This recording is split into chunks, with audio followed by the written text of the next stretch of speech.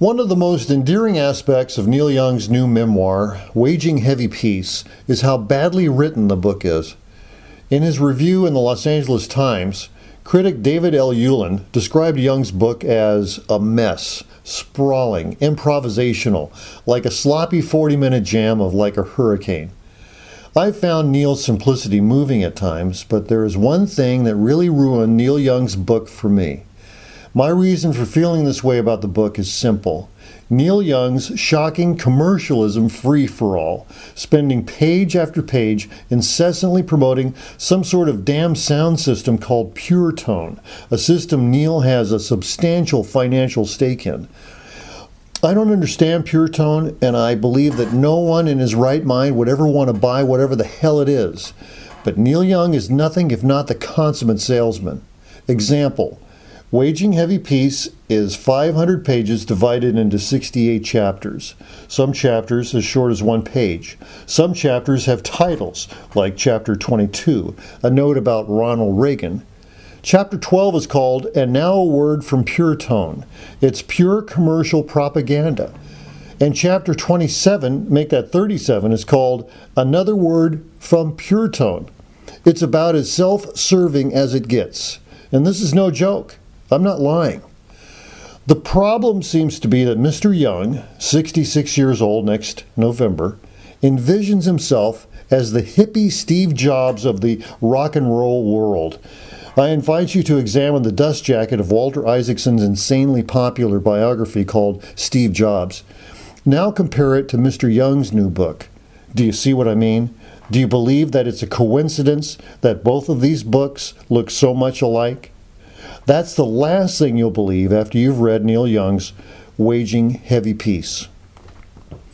Perhaps Neil's current state of mind has something to do with the fact that he has stopped drinking alcohol and smoking weed for the first time in decades. He has not written a song since becoming clean and sober in January 2011. He's also very concerned about the onset of dementia, referred to in the book as the secret. An illegal alien his first 3 years in Hollywood, Neil tried to keep his existence low-key while becoming a rock star in a band called the Buffalo Springfield. They were the house band at the Whiskey A Go-Go. They made some popular records. Neil Young was only arrested once. He also contracted a couple of sexually transmitted diseases and treated them at the downtown free clinic. Neil Young was a genuine hippie. This book is not for everyone, but for a fan, even at its worst, Waging Heavy Peace is like Neil Young writing a letter personally to you, or maybe an email. The book is very intriguing at times. It's also strange and totally nonlinear. You can read every page in order, or just pick a chapter and start reading there. It really makes no difference. Don't look back. But there is a better book out there. It's called Shaky, a biography of Neil Young, published in 2002. Shaky contains almost all the stories in this memoir, and they are all told about 1,000 times better. Neil didn't like the biography when it was published, but he actually quotes from Shaky in his memoir. This is no joke. I'm not lying.